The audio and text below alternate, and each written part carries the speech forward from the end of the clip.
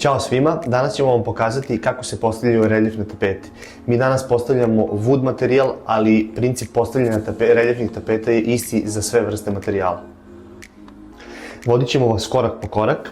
Pre postavljanja tapete potrebno je namazati primer i to možete pogledati u našem prethodnom videu. Za postavljanje reljefnih tapeta potrebno vam je lepak koji dobijate uz fototapet, skalper, četka za zatezanje tapete, četka sa kojom mažete ivice zidova i valjak sa kojim mažete zid i mažete pozadinu tapete. U zavisnosti od kvadrature koju poručite, dobijate kesicu lepka od 195 grama ili od 95 grama. Mi ćemo sada rastvoriti lepak od 195 grama u 6 litara vode.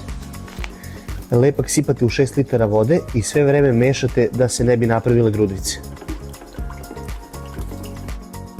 Kada ste sipali lepak u vodu, nakon 5 minuta još jedan puta promešate smesu.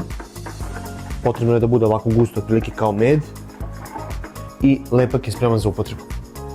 Na poleđini svake tapete imate redne brojeve. Prvo što je potrebno da uradite jeste da lepak nanosite tapete ravnomerno. Naročito su bitne ivice da budu natopljene lepkom. I kada namažete celu površinu, preklopite tapetu na pola, u međuvremenu mažete zid dok se lepak sjedini sa tapetom.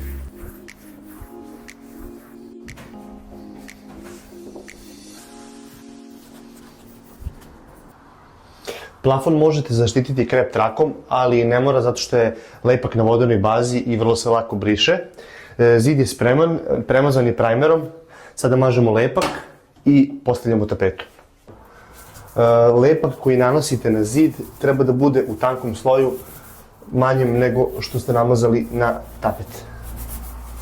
Uglove i ivice mažete četkom. Popunjavate sa lepkom. Prilikom postavljanja tapete potrebno je prebaciti tapet za 2-3 cm preko plafona, pošto su zidovi u većini slučajeva krivi. Mi vam svakako prepuštamo tapet od dimenzija koje nam pošaljete sa par santimetra šire i više, a višak opkrenete na licu mesta. Nakon što ste postavili prvi segment na zid, zatežete ga četkom za zatezanje tapete. Ukoliko nemate četku, špatula vam je odlična opcija za zatezanje tapete.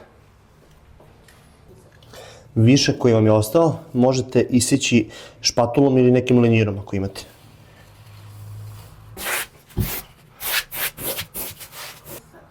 Sada postavljamo drugi segment.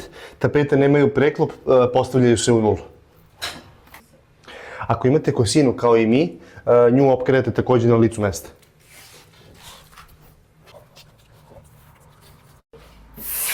Iz drugog segmenta također izvlačimo lepak, zatežemo tapet. U slučaju da vam negde ostane fleka od lepka, prebrišite samo vlažnom magičnom krpom i to je sve.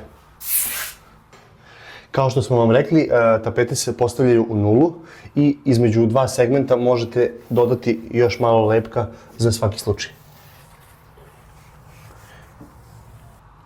Kada ste zalepili drugi segment, četkom zatežete spojeve i kako biste idealno napravili spoj, možete koristiti ovaj valjak.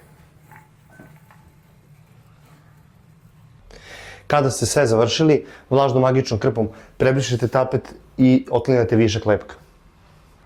U slučaju da vam je ovaj proces komplikovan, nudimo vam uslugu profesionalne montaže, možete nas pozvati.